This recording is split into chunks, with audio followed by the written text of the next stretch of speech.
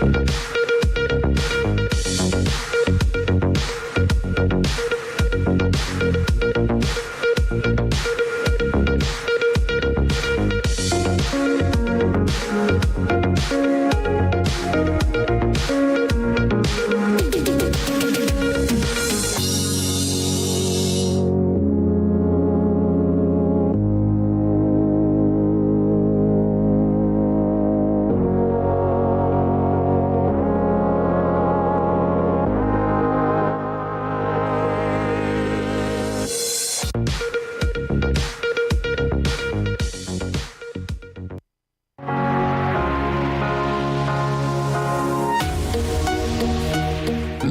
from the heart of the action. Welcome to the nerve center of Next Level Broadcasting.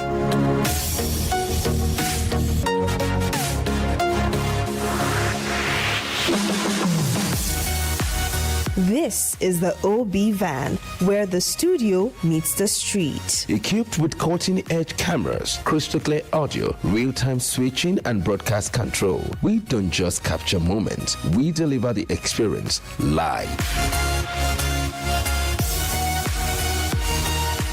Anywhere, anytime, from stadiums to red carpets, breaking news to buzzing festivals, weddings, birthdays, and all sorts of ceremonies. We bring the world to your screen in real time. It's not just a van, it's a complete mobile production house, a command center, a broadcast beast. This is more than a broadcast. This is the OB van difference.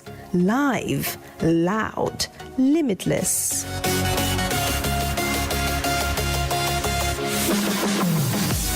Ready to go live like never before? Book the OB van today and take your event to the world. One powerful broadcast at a time.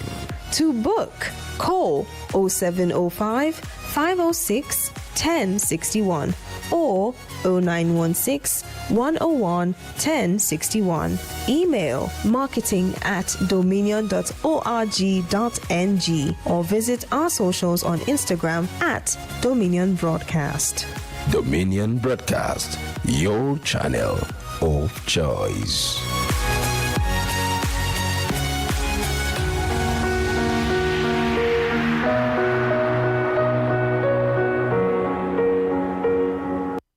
Good morning, Nigeria. The weekend is almost here. But before we ease into it, the headlines are demanding attention. I'm Samson Balogun, and this is Daybreak Live Extra, where facts are tested, power is questioned, and every story gets the way it deserves. Definitely, and Amuluayemi Adelakon. As we round off the week, one story is shaking both the political and diplomatic table. IPOP leader Nnamdi Kanu was written to U.S. President Donald Trump, alleging what he calls a Judeo-Christian genocide in Nigeria. And that's not just a letter, that's a move that carries international implications. It's about influence, image, and identity. And once again, Nigeria's internal crisis is being debated on a global stage. Well, no doubt, when politics crosses borders, narratives shift. And we'll be digging into what this latest appeal really means for Nigeria's political credibility. But first, Daybreak News comes up next, bringing you the stories shaping the nation and the world. Then it's time for the newspaper headlines and analysis. We'll sift through the noise, decode the power plays, and spotlight the issues driving public conversation this Friday morning. Definitely. And joining us for that is Lake Oshoboali, a journalist and public affairs analyst, ready to help us unpack the layers beneath the headlines. All right, then for our big story, we take a creative turn, exploring the writer's resistance, staying authentic in the age of artificiality. Our guest today, Adekweju Oladapo, better known as Dynamic Dunamis, is an author, editor, coach, and spoken word artist, and she's using her craft to keep authenticity alive in an increasingly artificial world. A perfect way to close the week: creativity, conviction, and courage, all in one conversation this morning. And as always, we wrap things up with Trend Watch, your Friday rundown of what's buzzing, breaking, and just plain bold on this show. Definitely, the weekend may be calling, but the headlines aren't taking a break. Well, this is Daybreak Live Extra, setting the tone before you step into the weekend. Shall we begin? Yes, we need to begin. Good morning to you all. Good morning. guys. Good morning this this morning. Friday edition is always so different. I mean, from the gate you would know there's something different. I mean, Yeah, definitely. I would have loved to ask if you guys plan to do this color and then put me away. well, I can say authoritatively that there was no plan. But maybe someone somewhere, tried to steal my idea. Oh, your minds are I'm connected. not going to speak on that, yeah. But somehow, it's kind of It happens. There was a time you both wore white, and when I came there, I was so surprised that, it's like you guys planned it and left and you me felt out. like you could have done the same thing if you had known Definitely, before. if I knew. I look like the odd one out anyway. Well, it's okay. Well, Variety well, is the spice of there life. was a time you guys too, you had something that really matched, but I was on the other end. Thankfully, I wasn't sitting in the middle. I was sitting by the side, so it's kind of the same way you had. So you guys can have your The same way you are say. sitting Separated. today. No, not really. That's a You know, joke. well, away from that, actually, the weekend is here, but there are other pressing issues to attend to this morning, and that's about Mazi Nnamdi Kanu, who is currently having his field day in court with the against the Nigerian government, and he wrote a letter to the American people and of course Donald Trump and said, look, there is what we call Judeo-Christian genocide in Nigeria. And then the question is, some people might be asking, what exactly is that? But then you could remember there was a time we were talking about the people from the Southeast saying they have they are of Jewish descent. And then, the current issue of insecurity in that part of the country is currently being pinned on the federal government now that, Jews are being killed, and most especially Christians. So matching that together, that's another crisis on our hand. And of course, the federal government, I know, there was yesterday at the FEC meeting, the president also addressed the issue of insecurity in the country and what the US had to say. But most definitely, if you look at the current situation in Nnamdi Kanu is in, maybe he's looking for the attention of, aside from the UK government that he had written to over time, I think he's looking in the direction of the US now, because he feels like, well, now that the US has given Nigeria attention, maybe he can just plug into that lacuna and then see what will happen from there. Yes, I think you're very spot on because, if you check very well, immediately President Trump dropped that tweet. A lot of things, started, changing. The army started releasing statement. We saw development. Oh, we've arrested so bandits. We've killed so bandits and the likes. Maybe he just felt like maybe it's time for him to inform Trump. Maybe he assumed that maybe he's not aware of what has happened or what happened in 2021, because I think that was when he was arrested in Kenya. And so if you read the letter very carefully, there's a lot that he said in that letter, and if care is not taken, it might just worsen the situation, because he mentioned that from 2015 up to the time he was arrested, there was an attempt to assassinate him about 4 times. He also mentioned the fact that, apart from the genocide, he alleged to say, oh, Trump, you are very right about the Christian genocide in Nigeria. You are correct. It is verifiable. Contrary to what some politicians are saying that, okay, there's no Christian genocide in the country. He also mentioned that the Jewish adherents are also being massacred. He talked about the Impo killings in 2016, the Port Harcourt killings in 2017. It's a lot to unpack. So I'm just trying to say that, okay, I just hope, those who read that letter will not, misconstrue, definitely, the things that he has said, because he also mentioned that I have evidence. All of this that I've said in this letter, if you need evidence, you can come to me, I have evidence. So it's a sad one for this country. I wonder how many persons will write to Trump, to talk about, what they are going through at this point in time, because a lot of persons are beginning to see it as, okay, it's a window for them to get through to international powers. Maybe they can save them. I also read some tweets online where some Nigerians are saying, maybe now that Trump, that Nnamdi Kanu has written to Trump, maybe his release might come early, than what Nigerians expect. But I doubt that really, because it's not possible for Trump to order President Bola Ahmed Tinubu to say, release Nnamdi Kanu. It's not possible, really.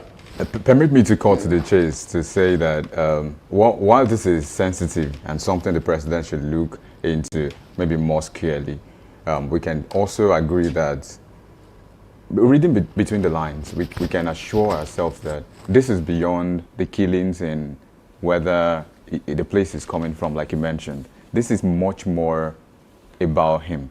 If you check about, if you look around this issue, you see there's an interest there. I thought the letter was just going to have like, oh yes, there's a killing in my place or in where I come from, and I think you should look into it. But then it went further to discuss his own situation, and then he expressed it in a way that he said he did not commit any crime, that warranted him being detained for so long. He was explaining some of the things that happened to him. So I'm seeing this as a chance for Kanu to make a case for himself, not just for the Christians in where he claimed to have that. But again, I don't know if he also has the data, because we've also been talking about this, but people are asking the question, where are the database? Where is something we can see through and see, okay, so from this we can make these projections that this has happened or this will happen. But then everybody's just coming out to say a lot of things and all of that. But we know now that Kanu is supposed to have a court case, he's having a pending court case and supposed to sit at a court very soon. But all of this is coming at a time where it felt like, okay, this is an opportunity for me to make a statement and call the attention of Donald Trump to my issue, not the issues of the Judeo-Christians, as he called them.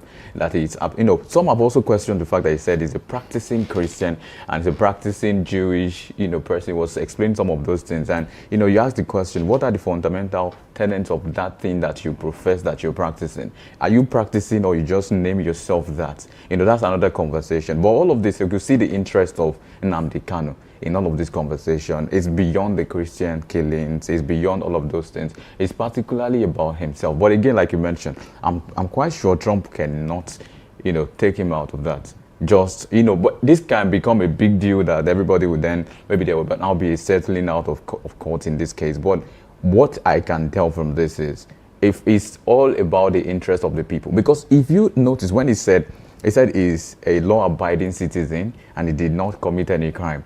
Now, there are claims that at the time when he started IPOB and all of the movements, there were killings. There were gunmen called the terrorists, no, not terrorists, they called them IPOB militants, as it were. And then they bore arms. We saw them with arms, and we saw pictures and videos. We saw claims and proclamations that they would do this, they would do that. And that doesn't look like somebody that is innocent. You see, when it comes to issue of national security and the rule of law, what comes first is national security. It always trumps, the rule of law, regardless of the situation you find yourself. Now, Nnamdi Kanu has a case pending in court, and just recently he was asked to. He told his lawyers to go, that he was going to defend himself. And then when he got to court, he failed to open defense, and meaning that he has been given another opportunity to actually do that. And if he fails to do that, meaning the court will have to pass judgment regardless of the situation. Now, as it stands, we have always said this: as an average Nigerian, when they put an effort into something, you have to be careful and you have to look carefully. There's always an interest. Someone somewhere has an interest in something, and they have actually put in the hard work to make sure that this thing is done. Now, having written to Donald Trump to say, look, these are the things happening in my country, he did not stop there. What he did was to put his own case there. But one thing he did is he sugarcoated everything, put what they are interested in at this time first, and then they put his own case right there. Now, is Nnamdi Kanu a law-abiding citizen? The court will prove that, as the case is in court. Was he guilty of the crime, leveled against him? Well, the court will decide that.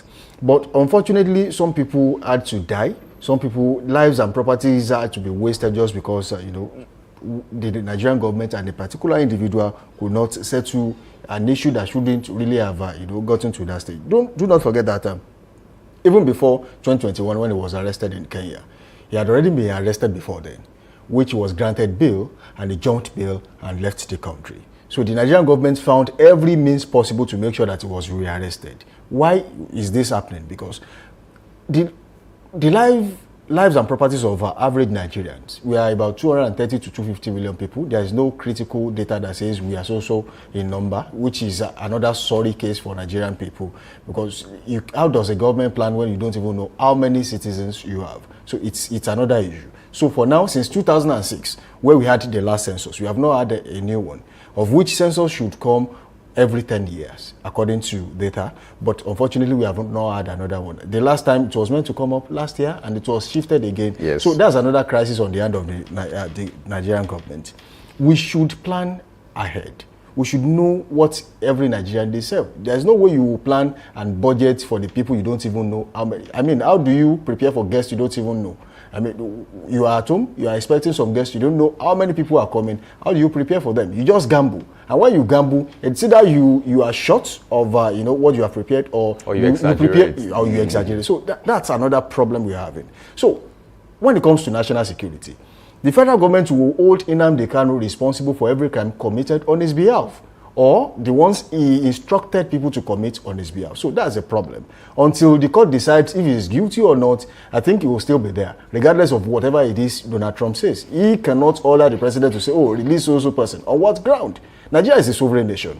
Nigeria is a sovereign state. So as much as people want to call on Donald J. Trump to, and of course they seek his attention to some pressing issues that Nigerian government has not really been able to handle, especially security, they will still have to understand the fact that Nigeria as a country, yes, they might be interested. Oh, we are interested in this case. He's a citizen of our country, just like he's a citizen of the UK. So automatically the UK government can say, oh, we are interested in this case. What exactly is the problem? But as long as he has been proven guilty, the UK government will step back. You have to say, if you cannot do the time, don't do the crime. That's what it says. And until it is done, until the case is finalized and judgment is passed, and it is because definitely there will be an appeal. And when it is appealed and then the judgment is passed again, there is nothing anybody can do about it. Okay, speaking of his own personal case, I think he mentioned that in 2022, the Court of Appeal, called for his immediate release, an unconditional release. And then I think this is an indictment on our judiciary, because in the global space, they have a lot on us already to say,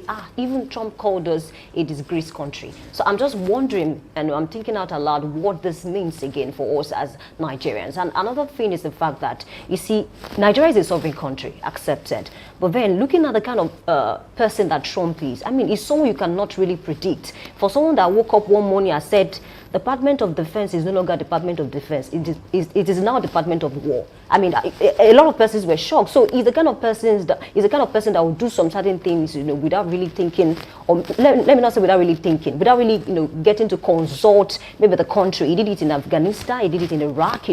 So it's a lot to unpack. So I'm not saying that Trump will now say release him now, but let's not be too relaxed on this matter, because I think it's the best time for the federal government to now work on this, to say how can we resolve this issue once and for all, because it's dragging on for too long. Because if care is not taken, other persons apart from Kanu will start writing to the US, and it's not good for us as a country, honestly. I was going to just mention something very quickly on that. There's an attempt at humor that someone made, and I would refer to it. The person said, I'm looking for a way to write Donald Trump about the increasing rents, house rent in Ibadan or your state, and I saw this and I smiled. Not because I really wanted to smile, but I just smiled because now our ideology now, it's for some persons, is now that, okay, for everything you can write Trump. When do we stand as a nation? When do we stand as a global giant? When do we stand as an African giant that we call ourselves, or that we are claimed to be? Because there needs to be a point where Mali, Burkina Faso, Gabon, South Africa will call on Nigeria to help them. We are now the ones calling for help. When do we want to get to that position where they can now call us? Instead of writing Donald Trump is not going to be there forever. Someday he'll leave the presidency. Someone else will come on board. If anyone comes in, they'll write that person again. So it's not about writing. So I'm just saying, we need to look beyond those things and start building ourselves. We've said it again and again. The walls of Nigeria are broken. We need to rebuild the walls. You see, one of the major crises is that our borders are porous. Anyone at any time can walk into Nigeria unchallenged. That's one. That's a problem. Another thing is that, as blessed as Nigeria is as a country, unfortunately, we are not blessed with leaders. I mean, when it comes to taking some decisions, you would really wonder. There are sometimes, how do you empower people and give them, motorbikes? How do you empower them and give them generators? How do you empower the Nigerian people and give them grinding machine? These are ridiculous things. These things no longer happen in the modern day. It doesn't really make sense. But this is where we are. There was a time, a governor in the northern or north central part of the country gave his people, equipment to actually sew shoes. We call them shoemakers. They packaged it in a basket. There's polish, there is this needle they use, threads and the likes. So they give it to them. There was one who distributed wheelbarrow to them. So what they are trying to say, you see, they have been able to reduce the thinking of the Nigerian people to the poverty state where they want to be, where they want them to be. Let me put it that way. Now, how do you give, what you are telling that person that you have given a wheelbarrow is that you go to the market and start loading. So you help them load. That's where we want you to be. And unfortunately, the Nigerian people will take it and they will smile for the camera. They will take grinding machine, they will smile for the camera. Whereas, if you provide an enabling environment, businesses will thrive. Nigerian people are industrious people. They want to work. They want to succeed. They want to achieve. But unfortunately, we have a situation where Nigeria is blessed with so many natural resources. We have oil, we have, arable land, where you can plant anything anywhere and it will grow. And in fact, they do not have the kind of, fertile soil we have here. But guess what? They are the major supplier of food when it comes to this country. As we speak, the northern people, up till Maiduguri in the north, they supply the southwest food. Whereas we have been incapacitated in such a way. And it's a mental thing. Just reduce them to thinking within this scope, and then that's what they will do. Okay, another area is negotiating with the bandits. It's a problem. I watched a video yesterday where Sheikh Gumi was being interviewed alongside a young man, I think Zari Yusuf, and then the young guy said it to his face that is one of the reasons why we've not been able to conquer bandits in the country, because he keeps saying we should negotiate with bandits when we are supposed to do something much better. So I think this is an area where the United States can come in. I'm saying this like the federal government should not just say, United States, you have nothing to do with our country. Maybe there's a way they can help. You see, to buttress your point about Sheikh Gumi, the Saudi Arabian government suspended him from coming for Hajj because they felt he's hobnobbing with bandits and, people they can call bandits in the country. Maybe in one way or the other, they feel like he has a relationship, he has ties with them. So they told him not to come for Hajj. He was suspended. Last year, he could not go. But unfortunately, the Nigerian government could not even investigate and try this man who has come out openly to tell you he knows where these people are. He can take you there, but the only thing he wants you to do is to negotiate. So what is his, what will you call his interest? If someone comes out and say, look, I know where these bandits are, let's go there, we can negotiate. I mean, it has an undertone. It's sad, really, because I've seen his picture, I don't know whether that picture is real now, is AI generated. His picture where some bandits, they cover their faces and then they start close to him. It was even a video. That was what you saw is a screenshot. It was a video. Mm-hmm. He said it openly that he knows where they are. And he said he has had meetings with them several times. It's online. Anyone can just Google and find that information. It's sad. He's worked with the military for several years. And of course, I heard that his son recently, joined the military. It's a lot to unpack. I know the federal government, they know what to do to tackle this matter, really. Very importantly, I think I'm just going to add to what you guys have said, that there's really nothing that happens inside the house that is not from the inside of the house.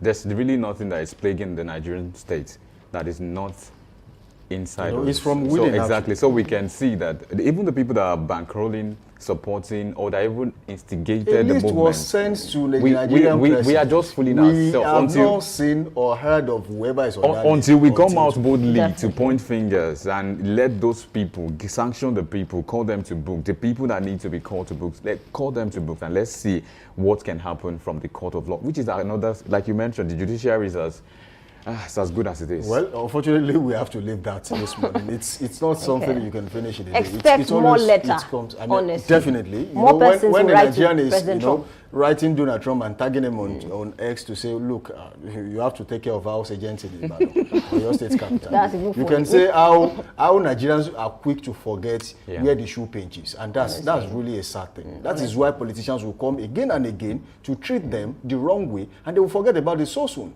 When the election is almost there, you will see 10,000, 20,000 to buy just a vote, and people will sell. What they do is what you've mentioned. There's something called survival. If everybody gets to the survival state or survivor state, then that's it. Because if you get to, your brain does not creatively think again. What you think is, how do I live? Give me bread, give me rice. That's what you get. So when they bring Gary for elections, they collect 5,000. They say, good, thank you, we will win. That's exactly the case. They have brought us to that survival. It's a problem. It's now about what I want to eat, not what I will become. And that's really it's sad. Wait for the politicians to use religion as a tool in the next election. Well, of course it will happen. Let's take weather report on the show this morning. And, it's a time we take some reports from around the country. And we'll be starting with the Oyo State capital this morning, Ibadan southwest. And the weather currently feels like 23 degrees Celsius in Ibadan this morning. And later in the morning, it will rise to 28 degrees Celsius. And it will be mostly cloudy. There will be isolated thunderstorms later in the afternoon at 29 degrees Celsius. It will be partly cloudy at 25 degrees Celsius in the evening and foggy overnight at 23 degrees Celsius in Ibadan today. All right, let's cross over to Ekiti. It's this morning. Weather feels like 22 degrees Celsius, and later this morning is expected to be around 26 degrees Celsius, mostly cloudy around 2%. In the afternoon, 29 degrees Celsius, scattered thunderstorms around 42%. And in the evening, 23 degrees Celsius, partly cloudy around 8%. Overnight, 21 degrees Celsius, mostly cloudy around 9%. That's what we have for Ekiti East this morning. And from Ekiti to Abeokuta South, the Ogun State, Nigeria, is where we land. And the weather feels like 24 degrees Celsius. Variations across morning, 28 degrees Celsius, mostly cloudy in Abeokuta South. And later in the afternoon, it rises by 2 degrees to 30 degrees Celsius. Scattered thunderstorm is also expected in the afternoon portion of that particular place. Evening, 26 degrees Celsius, mostly cloudy. And overnight, the weather would be at 24 degrees Celsius, also mostly cloudy in Abeokuta South, Ogun State. All right, we'll take a quick talk to Lagos State, the Center of Excellence this morning, and weather currently feels like 26 degrees Celsius in Lagos. Later in the morning, it will rise to 28 degrees Celsius, mostly cloudy. It will be mostly cloudy in the afternoon at 29 degrees Celsius. Later in the evening, to drop to 27 degrees Celsius, also mostly cloudy. Same overnight, mostly cloudy at 26 degrees Celsius in Lagos today. All right, let's cross over to Oshogbo, Osun State this morning. Weather feels like 23 degrees Celsius. Later this morning is expected to be around 27 degrees Celsius, cloudy around 2%. In the afternoon, 31 degrees Celsius, scattered thunderstorms around 36%. In the evening, 24 degrees Celsius, mostly cloudy around 9%. And overnight, 23 degrees Celsius, cloudy around 9%. That's what we have for Oshogbo, Osun State this morning. I will take a quick drive away from Osun now to Port Harcourt. River State is where we land. And River State, the weather feels like 21 degrees Celsius. Also slight variations across morning to overnight. 25 degrees Celsius, cloudy. And afternoon is 25 degrees Celsius, the same remaining. And evening is dropping by 3 degrees Celsius to 22 degrees Celsius, mostly cloudy also in Port Harcourt today. And overnight, 21 degrees Celsius, mostly cloudy in Port Harcourt, River State. All right, in the North Central this morning, and that's Ilorin, Kwara State. Weather currently feels like 24 degrees Celsius in Ilorin this morning, and later in the morning it will rise to 28 degrees Celsius, mostly cloudy. It will be partly cloudy in the afternoon at 33 degrees Celsius, partly cloudy in the evening at 26 degrees Celsius, and drop further down to 23 degrees Celsius overnight, cloudy right there in Ilorin, Kwara State today. All right, let's drive down to Kaduna South this morning. Weather feels like 20 degrees Celsius. Later this morning is expected to be around 29 degrees Celsius, mostly cloudy around 0%. In the afternoon, 33 degrees Celsius, partly cloudy around 0%. And in the evening, 23 degrees Celsius, mostly cloudy around 0%. And overnight, 19 degrees Celsius, mostly cloudy around 2%. That's what we are for Kaduna South this morning. The weather in the largest state in Nigeria, Niger State, Suleja, is fair at 23 degrees Celsius. And of course, variations, morning 29 degrees Celsius, that's where it moves to. And then rises again in the afternoon to 32 degrees Celsius, partly cloudy as well. Then it drops further in the evening at 26 degrees Celsius, mostly clear as well. Then it drops again by 3 degrees Celsius overnight, and mostly cloudy at 23 degrees Celsius in Suleja, Niger State today. All right, in the FCT, this morning weather currently feels like 23 degrees Celsius in Abuja, currently fair. Later in the morning, it will rise to 29 degrees Celsius, mostly cloudy. It will be partly cloudy in the afternoon at 33 degrees Celsius, partly cloudy in the evening at 26 degrees Celsius, and drop further to 23 degrees Celsius overnight, and mostly cloudy in Abuja today. All right, let's cross over to Kano Municipal. Weather this morning feels like 18 degrees Celsius, and later this morning is expected to be around 30 degrees Celsius, partly cloudy around 0%. In the afternoon, 35 degrees Celsius, mostly cloudy around 0%. And in the evening, 24 degrees Celsius, mostly cloudy around 0%. Overnight, 19 degrees Celsius, partly cloudy around 0%. That's what we have for Kano Municipal this morning. And Kaduna South is quite cloudy, mostly cloudy at 20 degrees Celsius as well. Morning 29 degrees Celsius, and afternoon 33 degrees Celsius, and 23 degrees Celsius also in the evening. Overnight is 19 degrees Celsius. That's exactly what we have in Kaduna South today, Kaduna State. All right, that will be a convenient point to leave it on weather report this morning. Let's go on a quick break. When we return with 80 news, we'll be back.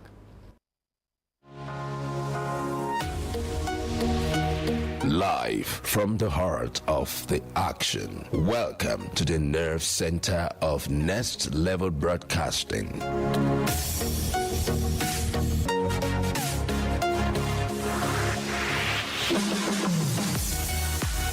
This is the OB van, where the studio meets the street. Equipped with cutting-edge cameras, crystal clear audio, real-time switching, and broadcast control, we don't just capture moments, we deliver the experience live.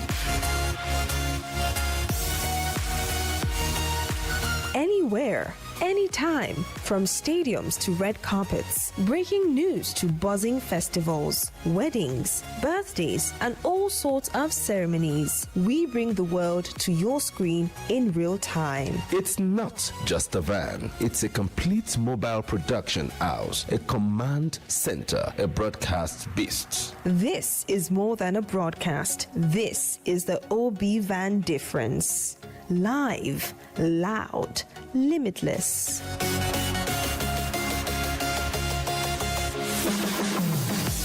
Ready to go live like never before? Book the OB van today and take your event to the world. One powerful broadcast at a time. To book, call 0705 506 1061 or 0916 101 1061. Email marketing@dominion.org.ng or visit our socials on Instagram @Dominion Broadcast. Dominion Broadcast, your channel of choice.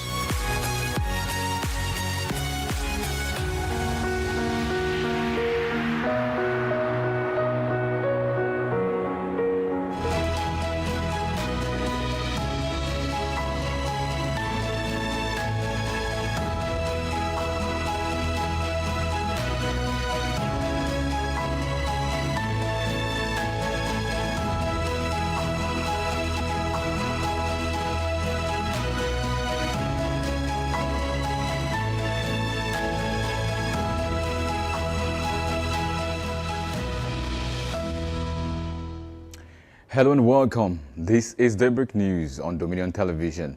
My name is Anuluakbo Idowu. The federal government has reiterated its commitment to strengthening telemedicine and digital health innovation as central strategies toward achieving universal health coverage and equitable healthcare access across Nigeria. This was made by the Minister of State for Health and Social Welfare, Dr. Isiaq Salako, at the 2025 Nigeria Telehealth Conference, who said the event marked a milestone in Nigeria's quest to leverage technology for improved national health outcomes and service delivery.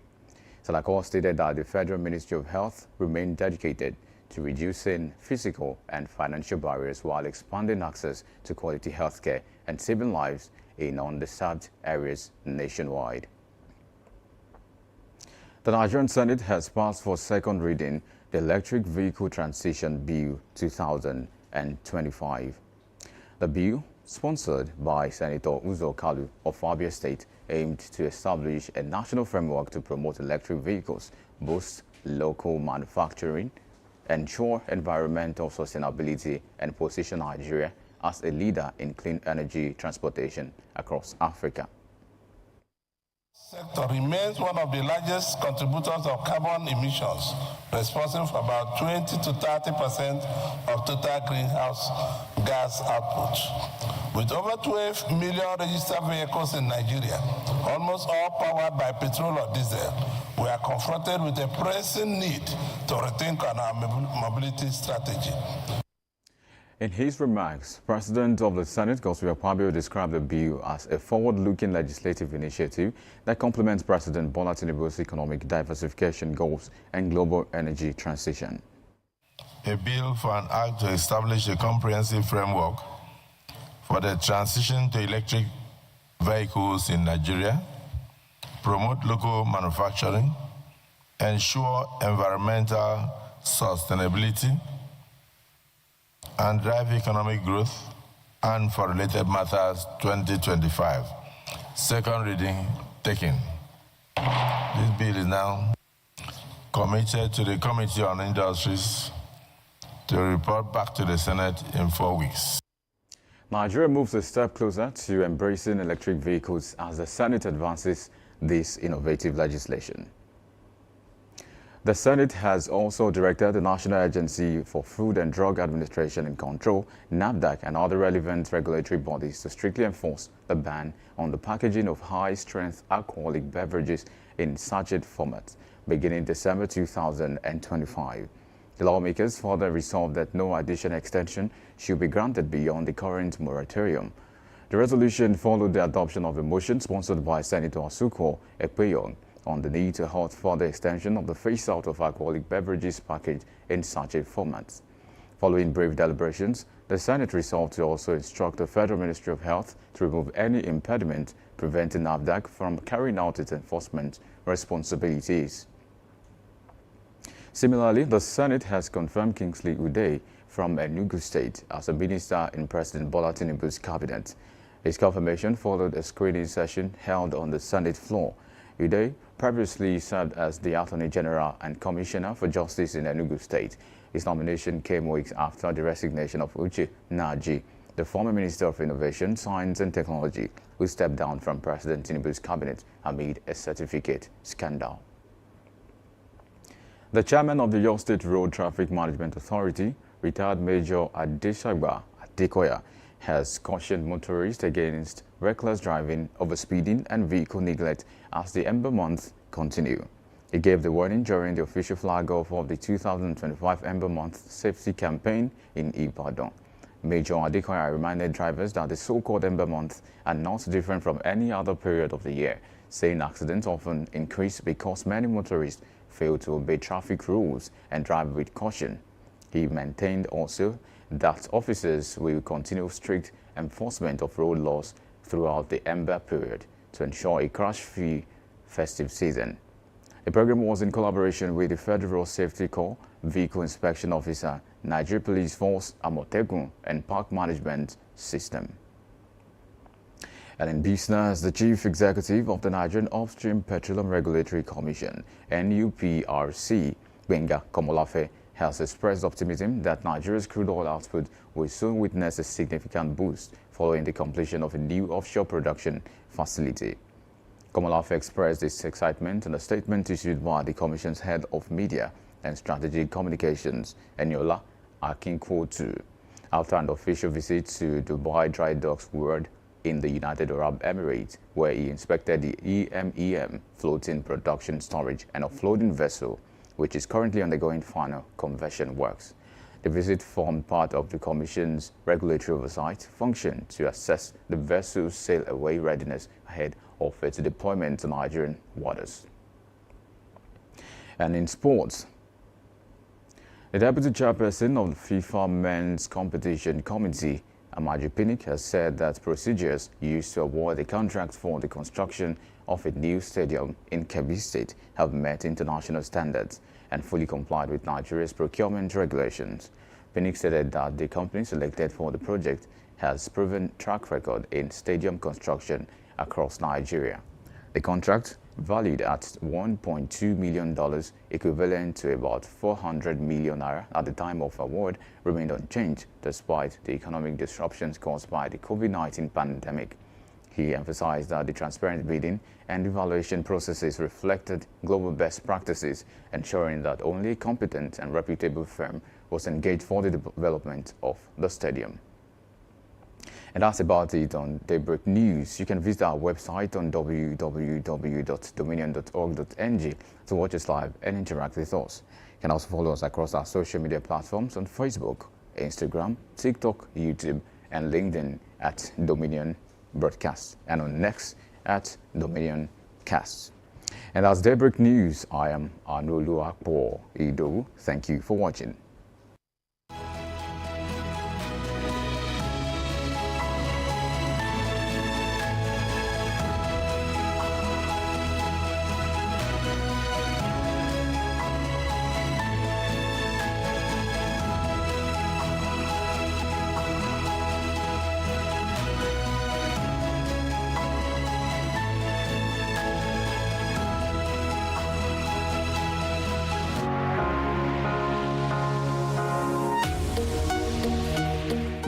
live from the heart of the action. Welcome to the nerve center of Next Level Broadcasting.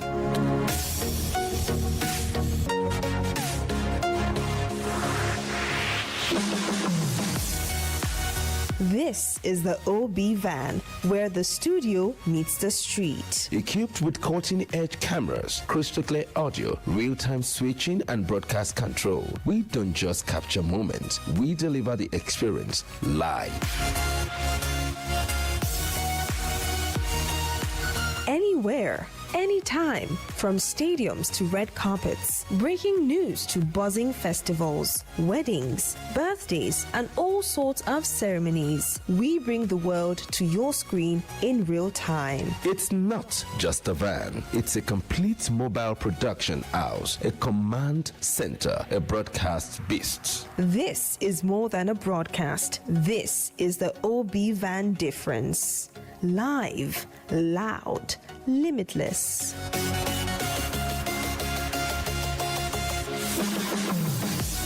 Ready to go live like never before? Book the OB van today and take your event to the world. One powerful broadcast at a time. To book, call 0705 506 1061 or 0916 101 1061. Email marketing@dominion.org.ng or visit our socials on Instagram @Dominion Broadcast. Dominion Broadcast, your channel of choice.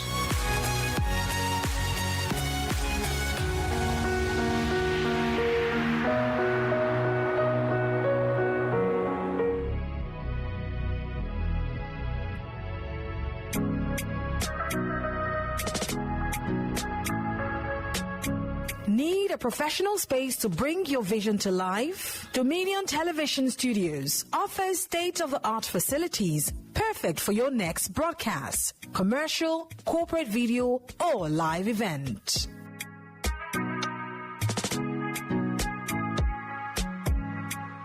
With flexible rental options, cutting-edge equipment, and a supportive team, we provide the perfect environment for high-quality productions.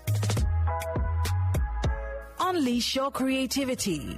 For bookings, email us at marketing@dominion.org.ng. Call us on 0705 506 1061 or 0916 101 1061. Check us out on Instagram, Facebook, LinkedIn, and TikTok at Dominion Broadcast and on X at Dominion Cast. Book your space today. Dominion Television, your channel of choice.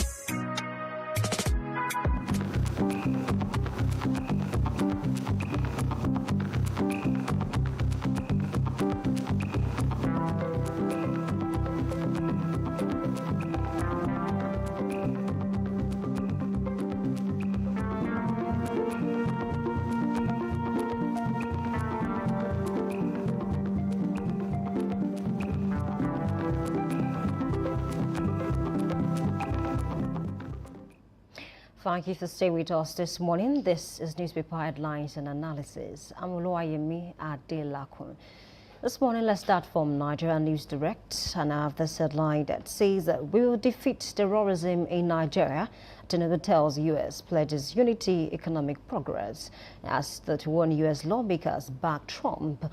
This development is actually something to talk about because recall that a few days ago, President Donald Trump came out and tweeted to say that if the president or maybe the security operatives, does not find a way to reduce terrorism and banditry in Nigeria, it might be forced to come in. And do not forget that recently, a lot of politicians, said that Trump, has no right whatsoever to talk about Nigeria as a country because Nigeria is a sovereign country. However, there's something called contempt of territorial integrity, and then we've seen it happen several times. Let's even take it back to days of concert of Europe before we had League of Nations or United Nations. We've seen cases whereby some countries will invade other countries and nothing, was done about it. And that was why even the League of Nations, failed at a point, and that birthed United Nations. And then really looking at the fact that even after United Nations, we've also seen some countries that, would invade other countries, without getting approval, from the sovereign, state. It's a sad reality. But then I think over time now, a few days ago, we've seen great development, in the security of this country. We do hope that, this will continue, regardless of whether, Trump continues to tweet about insecurity in Nigeria or not. We're from that headline. I also have this one that says Benga Daniel remains suspended. That's coming from Ogun APC, and a lot of persons are also linking this to some politicians within the APC to say, okay, maybe it doesn't have like a good relationship with some of the people in the APC of Ogun State. That's why it's going through all of this. Will he stay in APC or not? I think time will tell on that. We're from that headline. Let's also check this one that says Osun government empowers 2,000 residents with 100 million naira. I think that's a good development.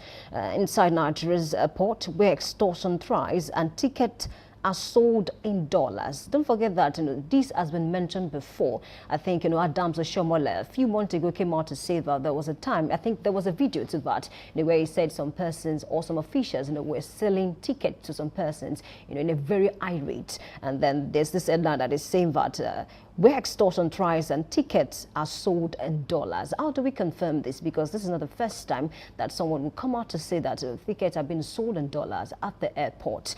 Away from that headline, I also have this one that says exemplary leadership, OORBDAMD, DG Ashiru to receive News Direct Award. Away from that, let's cross over to Daily Sun. I have a headline that says PDP convention, Makinde Damagum, Raleigh State Chairman. That headline has this writer, don't forget karma is real, Chairman tells Ayawu and others. Ayawu is the National Secretary. Don't forget there was a counter suspension. At first, Damagum suspended Ayawu. He also suspended Ajibade Kamadin, that's the National Legal Advisor, and a lot of other persons. And of course, in response to that, Aya was also suspended Damagum. The meeting was held, but then we do not know where that meeting held. But then he suspended the national chairman, and then a few days ago, I think himself and then the new acting chairman went to the party secretariat, but they were barred at force from entering until the policemen came to the scene.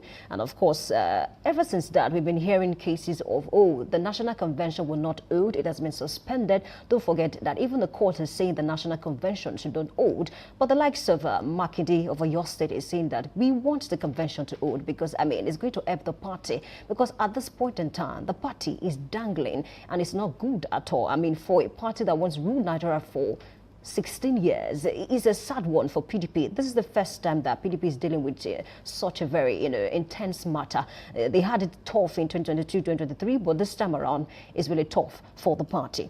Anyway, from that line, let's also check this one that says Tinubu to Trump. We will defeat terrorism, says government determined to build prosperous, inclusive and resilient Nigeria. We've opened diplomatic channels of communication with U.S. That's coming from the federal government. U.S. proposes airstrike plans for Nigeria. It's a good development, and of course, the presidency came out to say that Tinubu will not be meeting with the Vice President of the United States, which is J.D. Vance. And of course, they are looking at the summit in South Africa. But will Trump attend that summit? I think is a question that we both need to answer. Maybe the presidency will answer.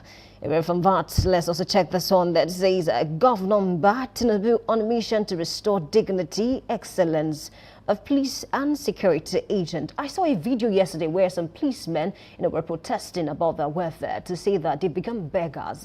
I don't know, maybe it's one thing to look at as well, because if we say we want to end banditry and terrorism, we need to look at this loopholes that can give way to banditry and terrorism, honestly.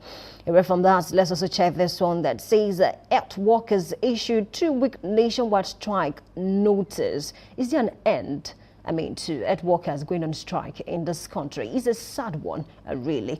Abia, Akwa Ibom partner to link state with railway. That's another good development. So let's cross over to the nation. This morning, I have a headline that says, Tinubu, we will defeat terrorism, secure every part of the country. Nigeria engaging constructively, diplomatically to address all genuine concerns. That's a good one coming from the presidency. Marking the approved 88 billion naira road project, Nigeria targets 32% emission cut by 2035. Away from that, this one is also saying tariffs, import restrictions, offers for review, new phase of economic reforms underway. We really need the reforms in this country at this point in time. Let's cross over to The Guardian this morning. I have a line that says, old battles linger amid new threats, fight for survival and truth. Another headline is saying Yoruba Ronu urges Tinubu to address Nigerians on genocide and U.S. threat. I think the president has addressed Nigerians, severally on this matter to say we are going to fight terrorism. Away from that, Damagum tightens grip as PDP state chairman, the soon rival leadership. Is there an end to this leadership rival in the People's Democratic Party? I doubt that because it's looking like we now have more than two factions. We have the Damagum faction, we also have the Ironwood faction, but I think we have another faction who are neither here nor there. But they are not coming out publicly, to talk about themselves. Away from that, federal government bar says fan asset approves airport concession, biometric upgrades. Really, I think we need that at this point in time because a lot of commoners, leave the politicians, the popular ones. Let's talk about, everyday Nigerian who complain bitterly about, not being able to get tickets because some officials would rather sell it, to other persons, at a very high rate. It's a sad one, really. Another headline on The Guardian is saying Tinubu vows to defeat terrorism as U.S. plans military options. Senate offers NAFDAC to outlaw sachet alcoholic beverages by December 31. Okay, Nigeria losing legitimacy over widespread killings, lack of accountability. Report ranks Nigeria's state health emergency preparedness below 30%. It's a sad one because, even the young graduates, once they are done with their convocation, their bags, at the airport already and they're ready to leave the country. Because why? They feel the environment is not conducive for them to practice. Anxiety, tight security as Anambra elects new governor tomorrow. Anambra elect is happening tomorrow, and of course, people are expectant of what is going to happen, how the election is going to play out in Anambra tomorrow, because this is the first assignment of the new INEC chair, there's Amupiton. We do hope that election will be free and fair, and of course, this is to say to the electorate, please do not stay at home. If you want a change of government or you want to retain the person, please come out en masse to vote for your preferred candidate. Okay. Lastly, this morning, let's cross over to Nigerian Tribune. I have a headline that says Tinubu vows defeat of terrorism as U.S. military draft action plans. We've spoken about that. This headline is saying combining vaping and smoking increases risk of pre-diabetes by 28%. Another headline is saying 2027 APC plots control of Northeast Taraba governor amid effects on November 19. Opens discussion with Adamawa governor. Finally this morning, economy rebounding, inflation easing, says Finance Minister. FEC approves the $396 million loans for IDPs. It's time to turn to Anna, and together we're going to make sense of some of the major headlines that we have across the newspaper outlets this morning. Welcome on board. Thank you very much. So many stories to talk about, right? Yeah, so definitely. many issues to be discussed, especially of interest to me, and I know to a lot of Nigerians, is that story where the presidency or the president came out to say that they will tackle insecurity, banditry, and all of the event of, Christian genocide in Nigeria. One thing that came to my mind this morning was, one day, someday, we would remember when everything is down, when the old dust has settled, we would come to a realization that whatever happened, United States government were able to put the federal government of Nigeria on their toes. And I think this is something that should be done by a certain group of people we call the opposition party. Why we have opposition in countries or in democratic communities is that once one is on, but the incumbent is not doing well, the other one can call their attention to say, there are loopholes, there are things you're not seeing, and we are saying, you guys must put your neck to the work. One day, someday, somehow, we will get to the point and realization that Trump made a statement that changed a lot of narratives. And that's one of the things I think we should be doing. Nigeria should start making statements. If you don't want insecurity, banditry, let the body language of the government be expressive enough. Not when someone is now calling for, oh yes, there's Christian genocide, and now you're okay, yes, we are working. What were you doing before? This is your country. These are your people. One thing I know about the United States is that even we're watching their movies, and that's one of the things they express to the outside world, that we respect every life of an American citizen. Just one citizen's death can cause the U.S. to strike many nations. I mean, because you can see the body language of the government. They even say in some of their movies, and I think it's true also in reality, that the United States government does not negotiate with terrorists. You mentioned that the other time. We have Gumi. We have some other persons I don't want to mention who stand for some of the people who are called bandits and all of that to speak, intermediate between the federal government and then we still say we don't know where they are in Zambia. We don't know where they are operating from. We don't know we don't know who is bankrolling them. Why don't we know? Are we joking if we really don't know? Okay, I think we need to get some certain things very straight because, I mean, just like a lot of Nigerians rejoice after President Trump dropped that tweet to see finally, okay, an international body speaking on this is a good development. And of course, we've seen the changes over time. I mean, in the last, few days, maybe 5 or 6 days now. However, I don't think we should lose sight of our real focus, which is, tackling insecurity in the country. And of course, I just hope that, Nigeria or maybe the presidency, can take the help, that the United States is willing to offer. Because, I mean, if you read the tweet well, he didn't say, I'm going to invade straight up. He said, if it becomes impossible for the Nigerian government to deal with insecurity, then I'm left with no choice than to invade. For someone that woke up one morning and said that, okay, Department of Defense has become Department of War, is the kind of person that has invaded other countries without really, consulting them first. So I'm not saying Trump is going to do that because Nigeria is still a sovereign state regardless. But then, really, we need to work on ourselves the more, and then we can take the help from them. And one more thing, I think we know what to do. Because I don't believe some persons are too big for the federal government to actually say, okay, you have been doing this and it's not helping us. You need to stop. So these are the areas by which we can actually go through this. And of course, I think we can do it. I mean, Nigeria as a country, once helped some other African countries to solve insecurity. So why has it become so difficult for such a country to deal with insecurity? Really, it's a sad one. Let me harp on one thing you said, quite expressly, when you mentioned the fact that we should now focus on what is more important, which is insecurity. It's not a very good scene in the country.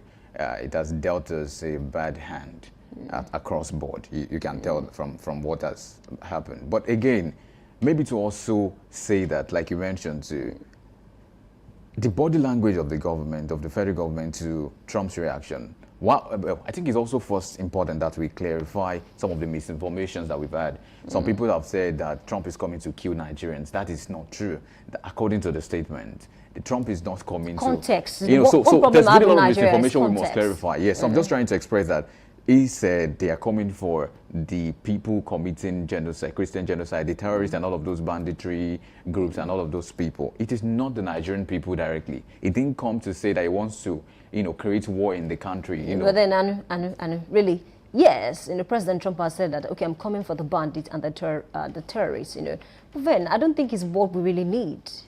We can take the help. Yeah, really. That's exactly where I'm but going. We've seen what happened in other countries, where there was an external influence. Take Libya. Libya has not recovered up to now. A lot of persons are regretting the fact that they allowed external influence in Libya. But could there be collaborations? That's what I said. We can take the help. That's the point I'm trying to make now. Not necessarily depend on them to say, come. That's the point I'm making. If you have not been able to iron your clothes for 5 days and I'm seeing you rumpled, and I want to offer help, you still need to tell me it's okay to help me. You still need to put off that cloth and allow me press it. If you want to help somebody, the person should be able to say, I need help, right? If we need help, why can't we say?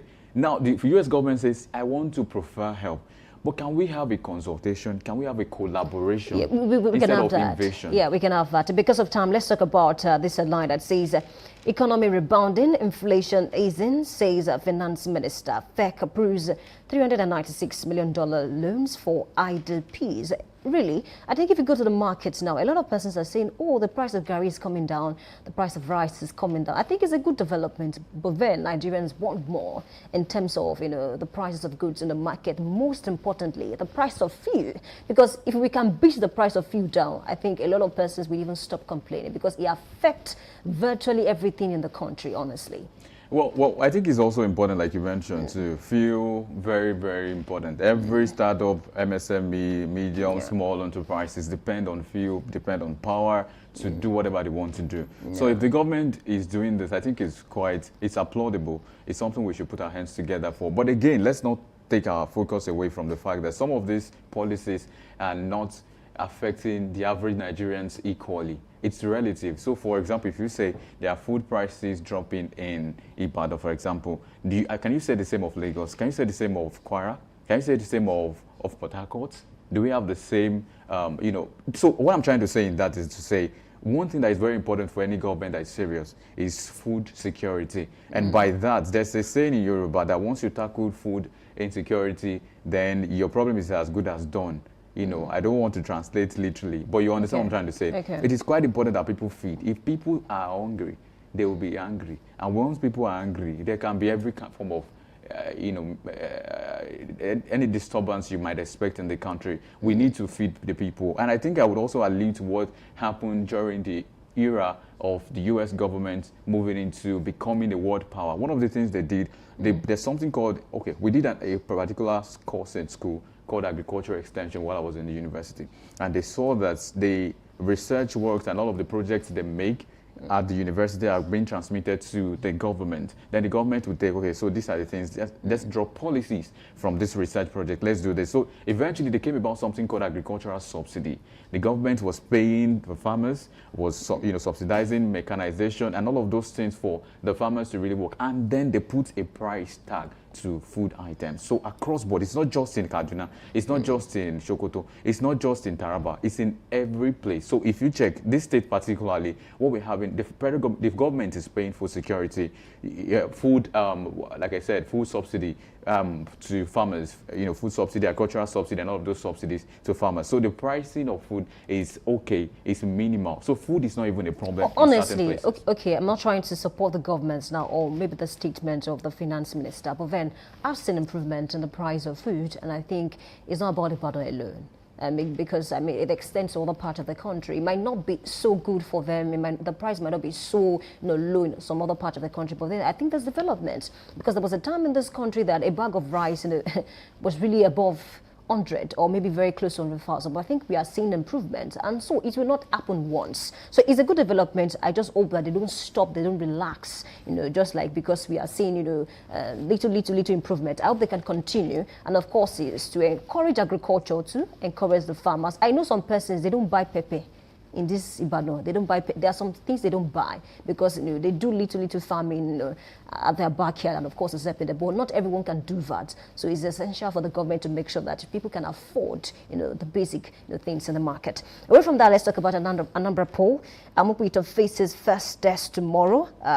Deploys 687 observers, 98.8% PVCs collected for election. With that turn to vote tomorrow is another question, because we've seen political party in several elections that have happened, even some local government election. You see that people will not go out to go and vote, but this is a very important election. And of course, if you have 98.8% PVCs that have been collected, we can have about 70% of persons come out to vote. What do you make of that, really? First off, let's put our hands together, Famugwita. For one thing, they extended the period of PVC collection, and we brought it out in the news if you have been following and tracking Dominion News. Once and then again, they said there's going to be an extension for PVC collection, which is quite laudable. And I think that's why we have this, the massive percentage. Numbers. Yeah. Yes, that's laudable. But away from that, like you mentioned too, but I would also tend towards to say this is not just a test for Amukwita. This is an examination. This course will be marked. The script will be marked, and then this course will be shown. So whatever happens from this selection would make a lot of impression on the faces and the minds of people. If Amukwita fails at this, then a lot of people would lose trust immediately. Because you know what they say about impression? A false impression lasts longer right? If there's no stronger impression, right? So it might be difficult to get a stronger impression when you have already messed up the first impression. So this is an examination for Amukwiton. Again, not to take away the fact that it's not just lying between the powers and the purview of Amukwiton, but also every political party in Anambra State. Amukwiton would not cause quarrel, would not want to disrupt what he was called to do. There are a lot of parties and party agents and all of these things, the dynamics of all of the political space in the country. Yes, I think you have a point. So we can speak to them too. The PDP, the APC, whatever party, please try to make it, let's make it fair, credible, and just not just Amukwiton now. Yeah, because I mean, I think you're very important, because apart from Amukwiton now, there's something I will always say that, to make something work, it's not just about the leader at the top, it's about all other persons that will be working with that leader. So apart from Amukwiton now, we need to look at, the officers, the officials, everybody that will be on that election ground, each polling unit, and of course, even the core members. I'm not sure whether core members, will be used, because I mean, while I was a core member, a lot of us, went out to say we were part of the election and the like. So we all need to come together to ensure that the election will work, not just about Amukwiton now. I'm very sure maybe it's pressured. It might be a little bit pressured now, definitely, because this is the first assignment, just like you mentioned. But I think he has what it takes. I mean, to come up with it, like a good election. Let's also add to that to say that the military department in the country said they have deployed 60,000 policemen as of yesterday or the day before to Anambra. And someone was asking a question, do we have that much? Anyway, that's another conversation. But is it important that we have security and protection of life and property? Absolutely. That's very, very important. Again, if the police does its parts, like you mentioned, it's a concerted effort. Everybody joins hands to do this. And the political parties as well. The party, very, very important, because we've seen cases of ballot snatching. And it's not good for us, honestly, because at a time like this, I mean, the global sphere, they are on us now. I don't know. They are looking at us right now, so we cannot afford to do any more thing that can damage our reputation. I mean, Trump referred to Nigeria as a disgraced country. What other statement can be so? I don't want any other thing to affect our reputation. So we need to get this Anambra election right and correct. So about the political parties, I think they know what to do. So let's cross over to another headline this morning. PDP crisis. State Party Chairman back Damagum's NWC insists on Ibadan Convention. Adeleke not joining ADC. That's coming from aid. I don't know. There's a lot going on about Governor of State. The AD said he's not joining ATC. There was a time they said, oh, he's not joining the APC as well. He's going to stay in the PDP, the People's Democratic Party, regardless of the crisis going on. But then this crisis going on between Damagum and Ayahu. Damagum mentioned in one of the headlines that I read that karma is real. So whatever it is that Anyanwu is doing at this time, he should not forget that, it might bounce back later. It's just sad that, I mean, what are the Board of Trustees, what are they doing on this matter? The NWC, 19 of them, 15 of them were there at the suspension, when the suspension happened, and then Damagu suspended Anyanwu and the National Legal Advisor, Ajibade Kamadin, and the others. And of course, 4 of them, I even heard that the National Legal Advisor was not in the country when Anyanwu, suspended Damagun. So it's a counter suspension now. And of course, it's looking like this convention will not hold. And it's not, we have few days to the convention. The court is saying the convention should not hold. Is that not an indictment? I mean, on the internal democracy of the People's Democratic Party? Let me also add to what you said. By not ruling out the place of Wike in all of this political brouhaha, whatever you want to call it. Some have also alluded to the fact that there's something called Wikeism as a PDP policy or a political ideology as it is now, to say some of the crises we have in the PDP or they have in the PDP has been majorly supported and helped by Wike, to say that Wike is doing a lot of anti-party kind of things and all of that. So that's also included in this issue. So it's not just Anyanwu and Damagum, it's also Wike and some other persons that I also mentioned that are not on the public space, that are doing a lot of things behind the scenes. But whatever they do, what is more important is, where is the party going? What's the destination for this party? And why? So there's been claims about Osun State, like you said, Adeleke too, Osun State governor, about maybe it's going to defect or not defect. But all of those things, again, what do they stand to gain if this convention holds? 15th and 16th of November, very soon. What do they stand to gain? They stand to elect new officials. I think that's one of the striking things they intend to do. The agenda for that meeting, for that convention, is that they want to elect new national officers and officials and give posts to some persons. If you have posts, that means you are building a structure. What they are trying to do is to get their structures correctly, get their structures in place to be ready for the forthcoming election. Meanwhile, there's also a saying, maybe a hearsay, that the APC is set to have its own convention by December. So that's going to come, and it's going to maybe in a way put the APC on their toes, because it seems like there could be a relaxed state of mind for the APC now that they feel the PDP has crumbled or is crumbling. They might feel like, oh yeah, we are done. So that's like the biggest hand that could deal us, a bad one. But now we've said, oh, they're having crisis, so let's just go. I really do not think the APC should relax. That's what I'm trying to say. They should not, because especially if the PDP gets this convention done and they get some of their resolves and refurbishment and the things they want to do, I think it's going to put APC again on their foot. And one more thing is, what if we have a merger, just like what we had in 2014, 2015, when the ACN and CPC came together and formed the APC, and then the party became so formidable, do you know why I would not? ADC and PDP might decide to just say, okay, let's come together, and even some other, small parties. So the APC should not be so relaxed. I mean, looking at the 2027 elections, but then the PDP, must find their bearing first. I think it's a fine place to leave it this morning. A big thanks to you for being a part of newspaper headlines analysis. We need to take a short break, and when we come back, big story will come up. Please stay with us. We'll be right back.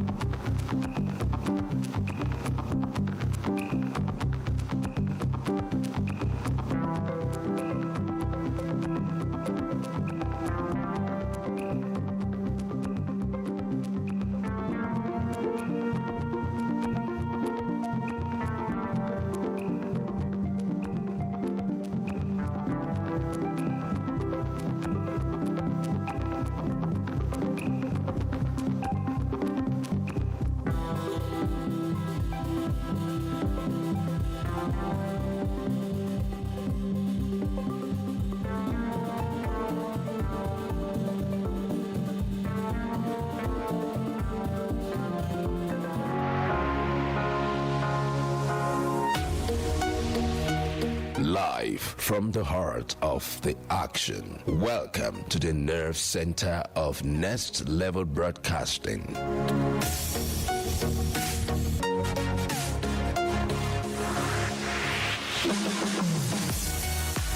This is the OB van, where the studio meets the street. Equipped with cutting-edge cameras, crystal clear audio, real-time switching, and broadcast control, we don't just capture moments, we deliver the experience live.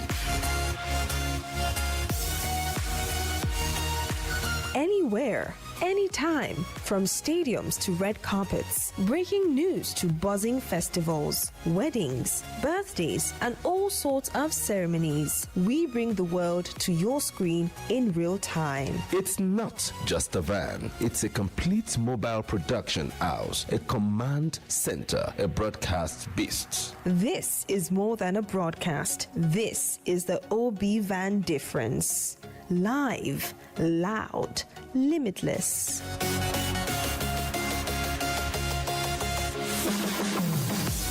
Ready to go live like never before? Book the OB van today and take your event to the world. One powerful broadcast at a time. To book, call 0705 506 1061 or 0916 101 1061. Email marketing@dominion.org.ng or visit our socials on Instagram @Dominion Broadcast. Dominion Broadcast, your channel of choice.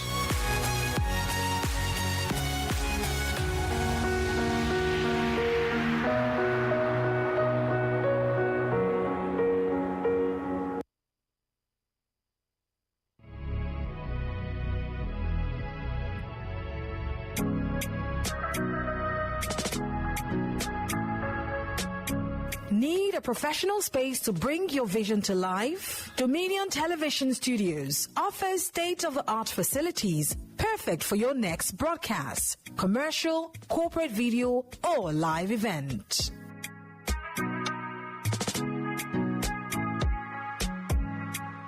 With flexible rental options, cutting-edge equipment, and a supportive team, we provide the perfect environment for high-quality productions. Unleash your creativity. For bookings, email us at marketing@dominion.org.ng. Call us on 0705 506 1061 or 0916 101 1061. Check us out on Instagram, Facebook, LinkedIn, and TikTok at Dominion Broadcast and on X at Dominion Cast. Book your space today. Dominion Television, your channel of choice.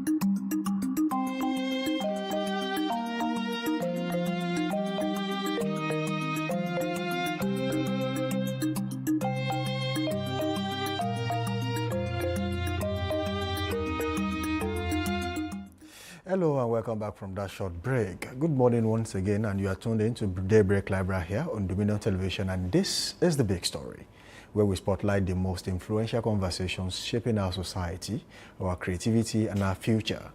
Today we'll delve into a compelling topic at the heart of modern storytelling: the writer's resistance, staying authentic in the age of artificiality. We live in a fast-evolving digital age where artificial intelligence is not only automating industries but also attempting to replicate human creativity. From essays to novels, scripts to speeches, the line between authentic writing and machine-generated content grows thinner by the day. And so, the question rises, can originality survive in a world obsessed with convenience? Let's explore how writers can protect their voice and preserve the irreplaceable depth of human expression. Thank you for joining us on this show. In this era where digital innovation is redefining creativity, writers find themselves in a delicate struggle for relevance. While AI can generate structure, vocabulary, and style, it cannot replicate genuine emotion, lived experience, cultural nuance, conviction, or purpose. There's an undeniable need to defend the essence of storytelling, because writing has always been more than putting words together. It's about capturing humanity in letters.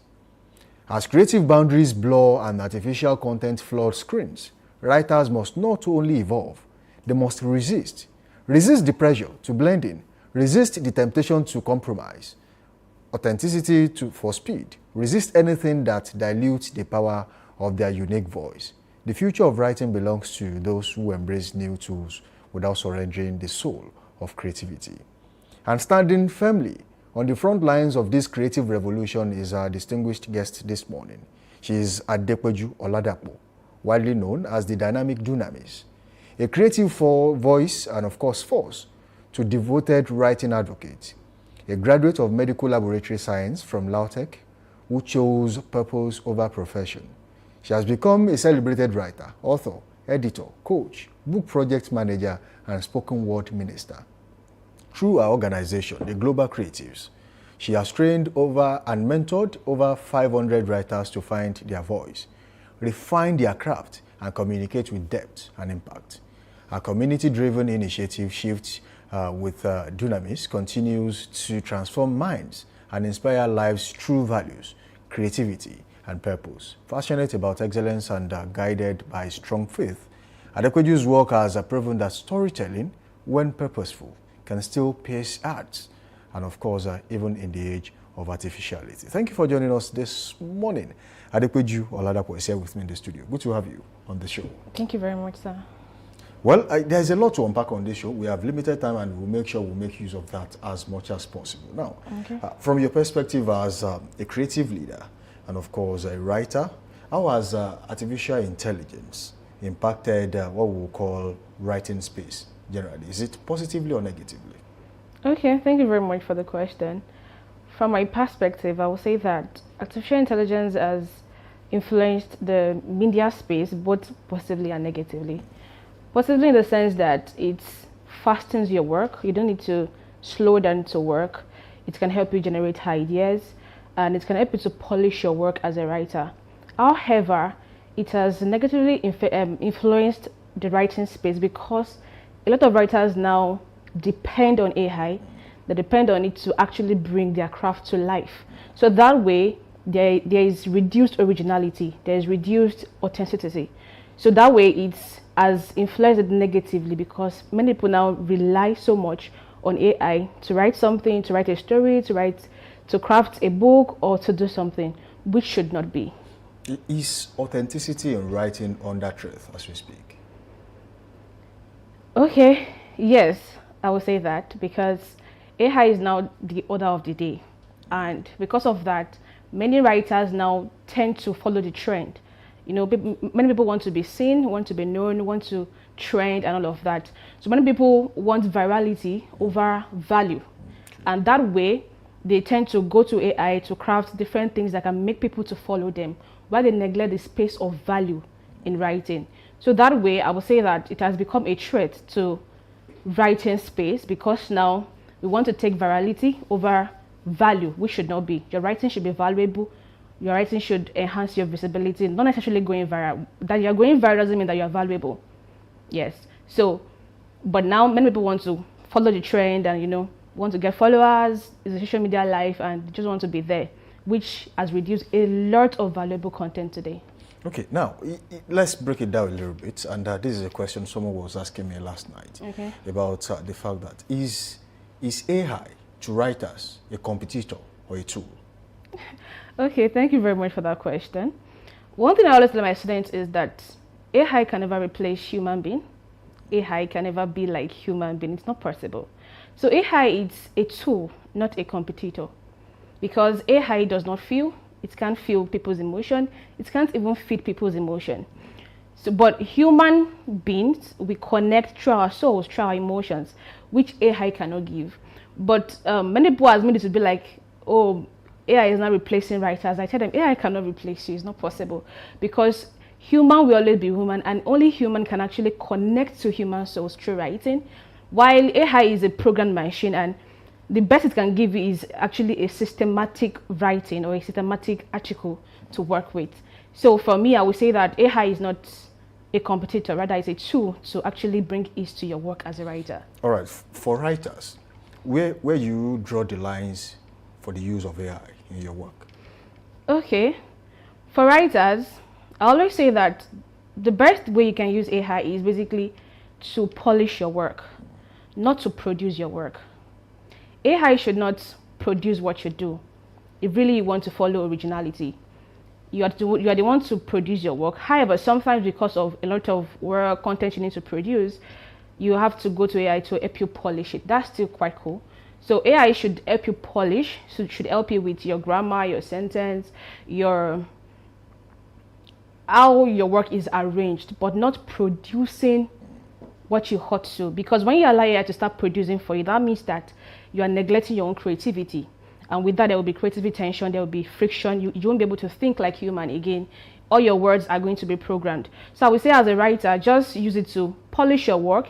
You can also use it to actually generate ideas. There are times that you are blocked as a writer. Of course, it happens to everybody.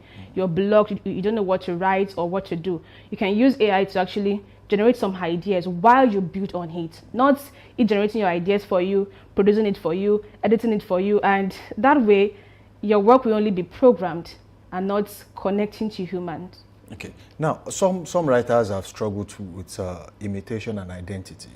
Okay. How do you develop a voice of your own? So when you write, people will know, oh, this is actually coming from Adepeju. Okay. Thank you very much for that.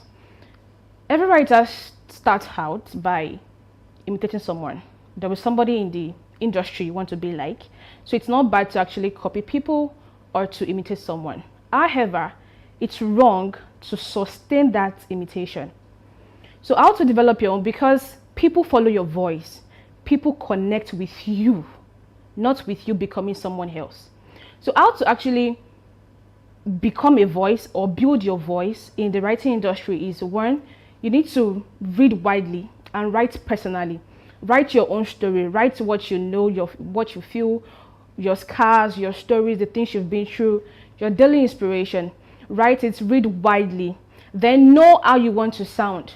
For different people, there are different styles, different tone. So know how your own tone is like. Some people, they love to write it conversational. Some people, they love to write educational content.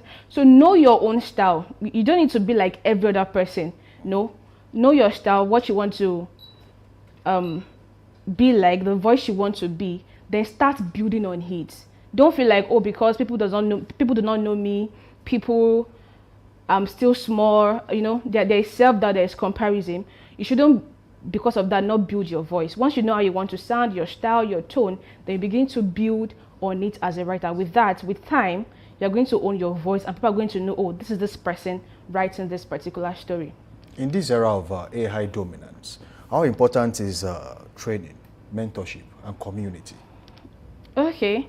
I've once heard somebody say that, why should I go for mentorship when there is YouTube, when there is AI, when I can easily access information?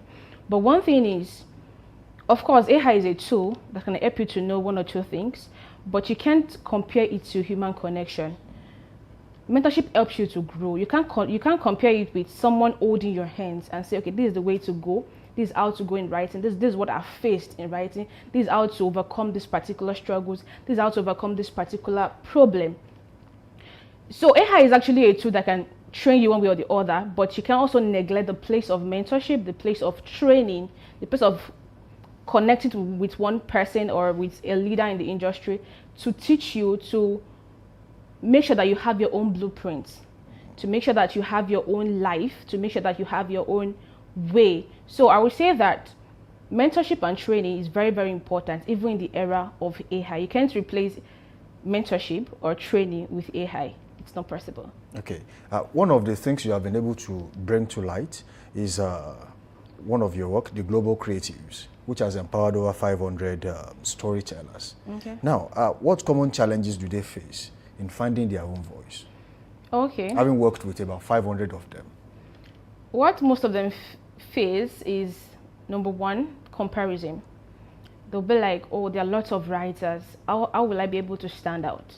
So that brings a lot of pressure, especially for newbies or for beginners. It brings a lot of pressure to them, how they want to stand out. So they begin to compare themselves with this person, with that person. But one thing I tell them is the person you're looking at started years ago, some 10 years, some 20 years. So you shouldn't expect the same result with that person. Just start where you are and keep going. The other thing they face is self-doubt. I also faced that personally when I started out. You doubt your work, you doubt your craft, you doubt if it's going to get engagement, if it's going to get known, if it's going to get read, actually. So which brings friction to a lot of writers, which brings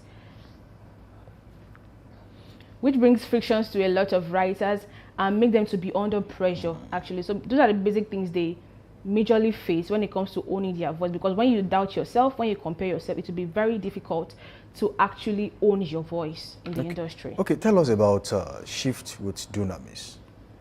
Okay. It's one of your ideas. Yes. So what is it about? All right. Shift with Dunamis is actually a community that helps people to shape their minds and to renew their mindset, to transform their mindset. What really bettered that was I just sat down and I felt like if everyone in the society has a very good and stable mindset, what we are going to be producing, whether in the entertainment industry, in the creative industry or anything, will be very deep and valuable. Because what you know, what is on your mind is what you dish out, whether it's positive or it's negative. So it's actually a community that shapes people's mind, that brings mindset to light and makes them polished so that you can actually be a valuable person in society and also be purposeful in what you do. And how long have you been doing this? Okay. When did it all start? I was here officially like 3 years ago. This was when I started it as Dynamis Global Academy, but with time I changed it to Shift with Dynamis. So very quickly, in case for some of viewers out there who are actually writers and upcoming writers, let me put it that way. How does mindset transformation affect writing authenticity? Okay. One thing is, whatever you have on your mind is what you dish out as a writer. It can be positive, it can be negative. So if you really want to shape people, you want to shape the society with your writing, because the truth is, writing can either mar the society or even make the society, depending on what you're writing. So if you really want to shape society positively, that means that your mind must have quality. What you process, what you think, what you feed on must be valuable and must be purposeful. That way, your writing is going to have more value. People are going to connect with it. It's going to influence the society positively. So it's very important for writers to build their minds through training, reading, meeting people and all of that, in order to actually dish out valuable content, quality content to people and to positively shape the society that they are in.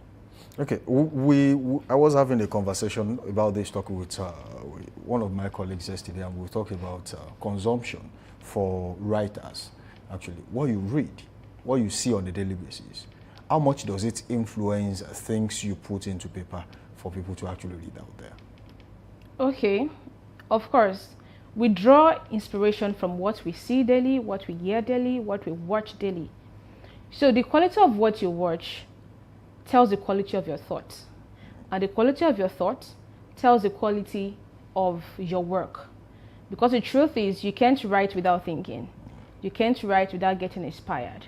So if what you feed on are basically pieces of negative content, then that means what you'll be producing will always influence the society negatively. And if you are feeding on positive content, whether videos, books, vlogs, podcasts, you will also be able to influence the society positively.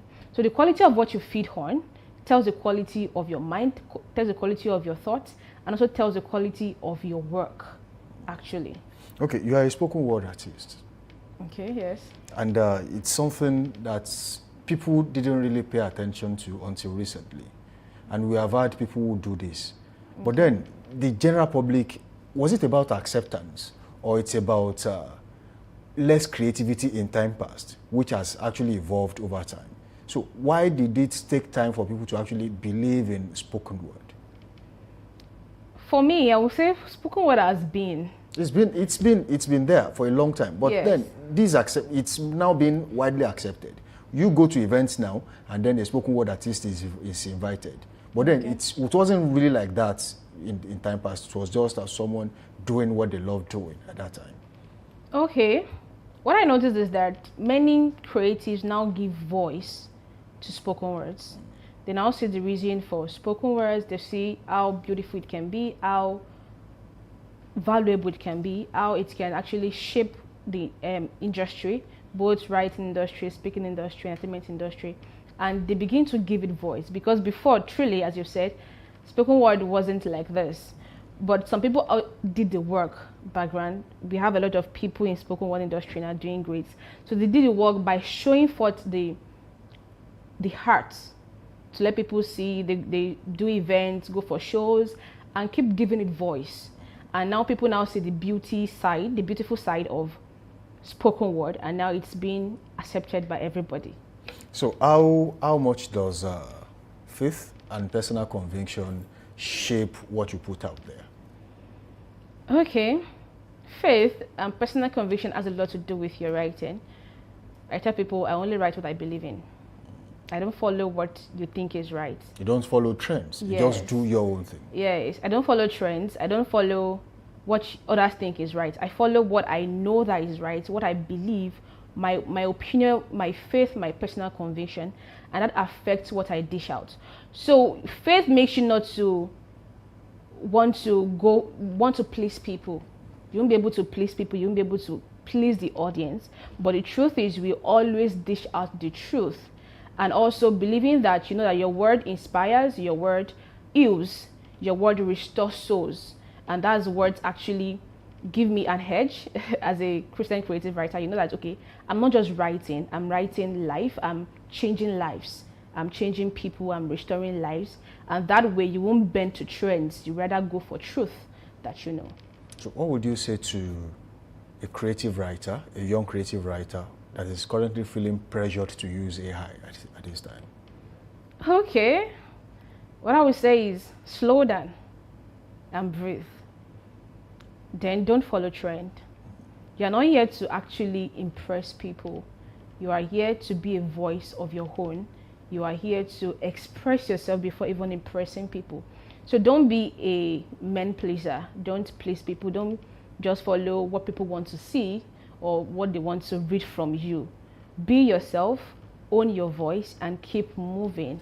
With time, you are going to start impressing people, but first express yourself. Let people know your originality, your authenticity, and as you move, people will begin to come to your side. And I would say that don't replace AI with yourself.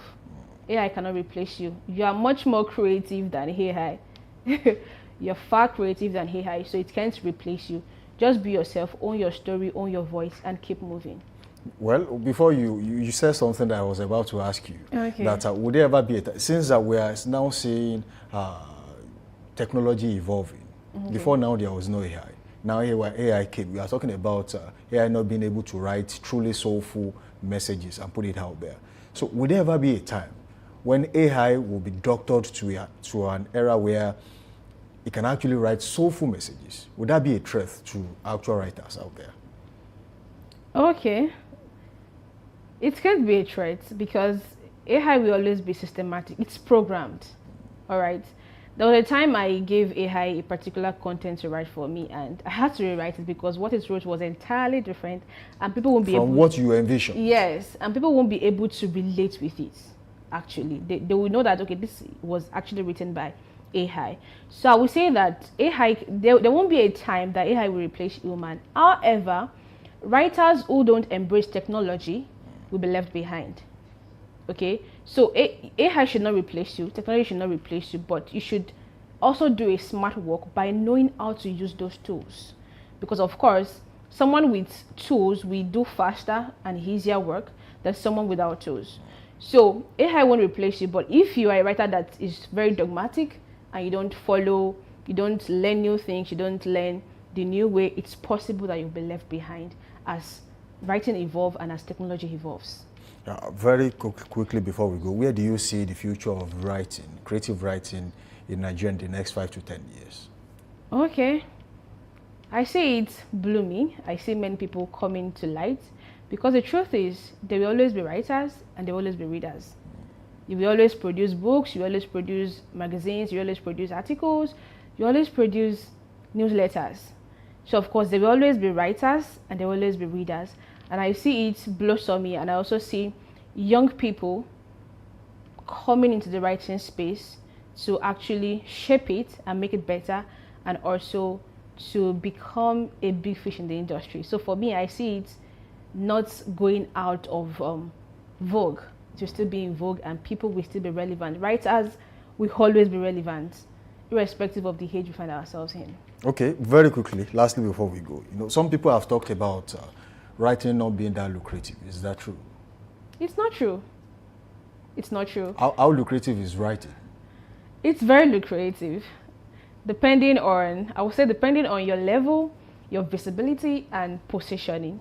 So it's not actually, it's very lucrative, depending on how. One thing I ask my students is, when they complain, oh, I'm not getting money, I'm not getting income, I ask them, how visible are you?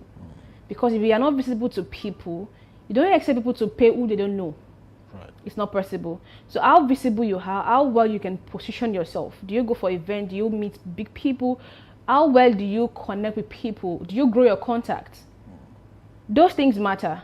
So writing is very, very lucrative. You can, You can I hear see the your way you smile. I can testify to that already. yes, you can hear your money through writing. However, some factors must be gotten right. You must be visible. You must be an expert. Of course, know what you are doing. Be valuable. Stay original. Position yourself well. Let people see you, and keep pitching yourself. People will definitely come. People will definitely need you. Everybody, big people, small, everybody will need you in the industry. All right, Adekweju Oladako, thank you for joining us in the studio this morning. Thank you so much. It has for been a having wonderful, eye-opening session with you. We do hope that when we bring you next time, you have a lot to discuss on this show. Thank you so very much. And that brings us to the end of today's edition of The Big Story. The message is clear.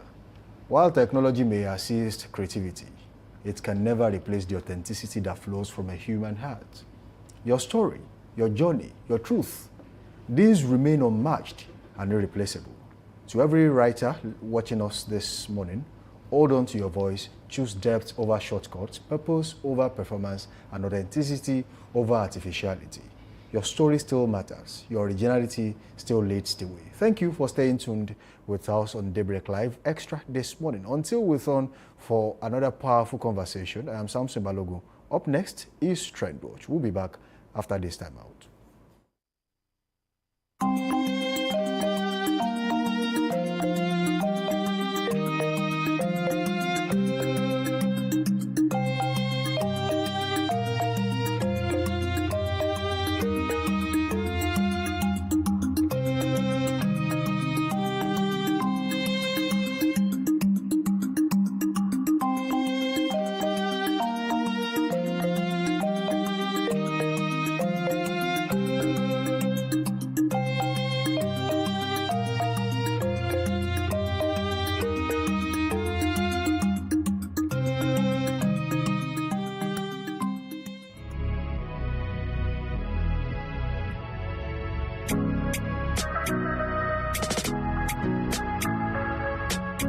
Need a professional space to bring your vision to life? Dominion Television Studios offers state-of-the-art facilities perfect for your next broadcast, commercial, corporate video, or live event.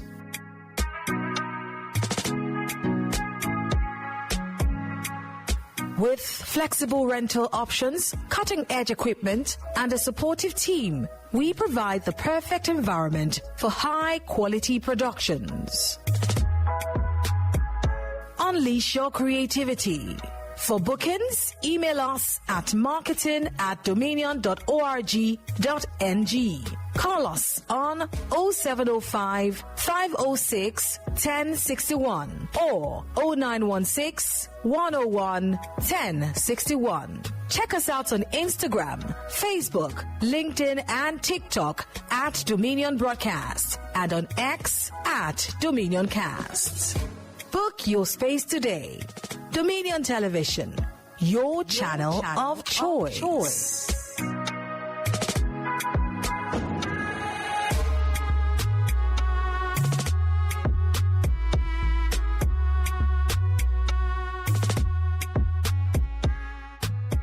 Production house, a command center, a broadcast beast. This is more than a broadcast. This is the OB Van difference.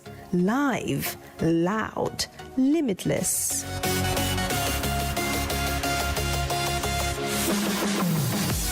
Ready to go live like never before? Book the OB Van today and take your event to the world. One powerful broadcast at a time.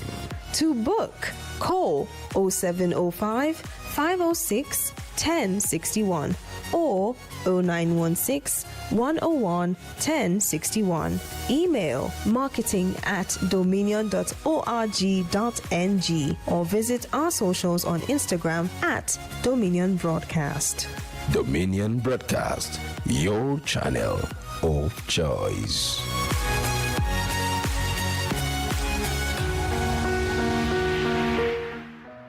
All right, welcome back from that short break. The show is still Daybreak Live Extra right here on Dominion Television, your channel of choice, where inspiration meets entertainment. You might want to wonder what exactly the guys are laughing about in the studio this morning. But hey, there's a lot to unpack on this show, and we'll bring you that maybe next week. But then, Michael was actually saying something really important. I think that is trend watch. Let's not talk about it. He said Yemi should get married before, what the American government said would. Okay, and I think that applies to the three of us, especially Anu, the one very close to me. This your cap is for married men. Honestly, it's actually it's for me it looks like a relic of the 1600s. Really? The kind of the quality of I'm an old man too. No, the quality of the joke. I'm the old person. So 1600. You are joking, no? I want to ask you if you actually got it from a pawn shop. Those places they keep relics, they keep things of. You understand? Ancient city of Egypt. Vintage. I do vintage. Vintage. I don't belong to this generation. Really? Actually, it's fine. Obviously, it's fine. Obviously. Even you, but let's not talk about it. Okay, so what do we have? Trend watch this morning. We have this headline that says, "Retired police officer collapses at National Assembly as pensioners protest unpaid entitlement." It's a sad one because a retired police officer that was yesterday collapsed at the National Assembly complex in Abuja as hundreds of aggrieved ex-personnel of the Nigeria Police Force staged a massive protest over the non-payment of their pensions and over entitlement years after serving the country. Let's also not forget that in October, and I even think before that, Omwere Shure, came out to even protest, alongside the police officer. Yes, and he said something very profound. He said, "I'm not fighting for the police officers." He said, "I'm fighting for those that have retired." So it's a big one, and I think because if you look at the picture of the man very well, he's in his late 70s. For him to have come out yesterday, and of course he slumped, and then they had to rush him to the hospital. I think it's a sad one. We need to take care of these people because they served the country. With their time, regardless of whether maybe a lot of them have caused some citizens harm. I'm even surprised that someone like Omwere Shure would come out to protest on behalf of the retired police officers, because there was a case with his brother that died. It's been shown, what people will call shege on the streets. He's seen so much from the hands of the police, even though while trying to protest and see one or two things, and he also flouts the rules sometimes, but that still does not give anyone the right or the liberty to actually maltreat an average Nigerian out there. That being said, you see, it's really sad that we are getting to read these kind of stories, and we have seen too many avoidable deaths just because the government has failed to do what you call a basic responsibility. When you say take care of lives and properties of the Nigerian people, that also includes that whatever belongs to them, you give to them so they can survive. And I don't know how much this man is going to get at the end of each month, but I still know it's going to be a stipend that will not even be enough for him to survive as a family man. Unfortunately, he had to collapse there. We are only seeing stories of people who actually collapsed. How about people who died at home because they were waiting for things that will never come, which is their emoluments, things they truly deserve. These monies it's not like they are begging the government to give them money. They are begging the government to give them what they deserve, what was removed from their own salary while they were serving, and what the government is actually meant to add to it, which is counterpart funding. You contribute some, the government contributes some, they help you keep it, and then when you retire, you get it back from the government in bits. Unfortunately, some of them are really dying because they cannot get what truly belongs to them. Now, we are talking about people who are collapsing. How about people who are at home with health challenges? They can't even come out to come and claim these things, and they worked for it. So I think we should remove the bottlenecks and bureaucracy that surrounds pensions and some of these things, because if we fail to do that, we have gone beyond the era of bring your papers, bring your that. We should automate all these things. It is being done in other countries. I don't think in the UK anyone goes and collapses on the street just because they cannot get their emoluments. They cannot get what is truly theirs and what the government should really provide for them. Unfortunately, that is the situation we have found ourselves. We are calling on the government of the Federal Republic of Nigeria. Whatever is worth doing is worth doing well. These people truly deserve this. There should be upward review of what they get at the end of each month, because the world has evolved. This is not 1975 when they started serving you. This is not 1960. This is not 1950. This is 2025. And then whatever it is they will get should correlate with the current reality of the market. what exactly would be enough for these people to survive at this time? That is what they should get. And make sure that these things are automated. I don't have to come out. I have children who can help me automate, put my service number, put this, put that, let them know that I am still alive. Take pictures of me while I am sitting there. I'm still alive. I deserve this money. Give it to me. While doing that, all they have to do is to do facial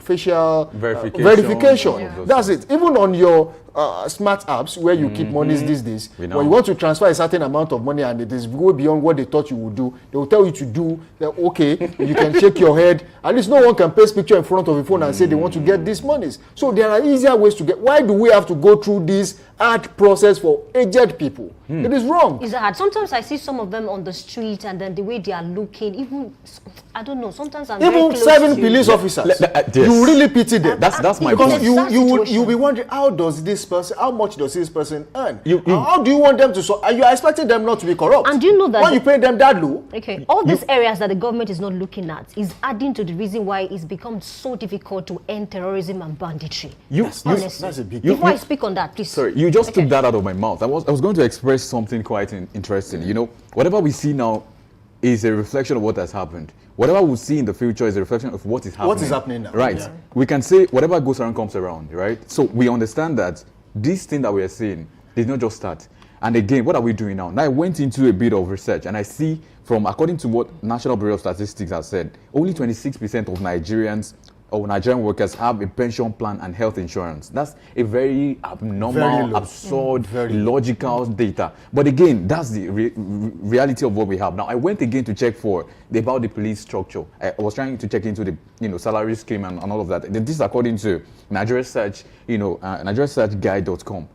They said an average commissioner earns about 500,000 to 750,000 naira. Do you don't think that is too low? Now, because this is what I'm saying. If you say these people should not be corrupt, I'm not saying this fact or this data is accurate, but it might be close to it. So if an average commissioner of police gets 500,000 naira or 750,000 naira, an average politician gets more than 20-something million per month, how do you base that on it? So if they say they want to corrupt a commissioner of police now, it will be easy because these guys do not get so much. So they might need to also... He knows he's retiring soon. Exactly. He has to fall back on something. Okay, there's also an angle to this that most persons are not talking about. Is the angle of junior officers will always accuse the senior officers of enjoying more. I mean, compared to them. And this is what led to a certain coup in the 1960s in the military, because some of the junior officers said that they are guys. They are living in suites. Living large. So there was a revolt. And then there were counter coups after that. So this is the area where the government should look at. How are they taking care of even the police officers that are still working? Especially the junior staff. Especially the junior staff. Because we talk about banditry. Sometimes you wonder where they get their arms from. We see them with loads of cash. We've seen cases whereby a lot of persons, they would deliberately give arms to these people because they need money to feed. If you tackle that area, honestly, to tackle insecurity will become so easy because these are the areas that the government is not looking at, honestly. Because how do you explain the fact that a policeman, sometimes, some of them, they cannot even afford a new pair of shoes?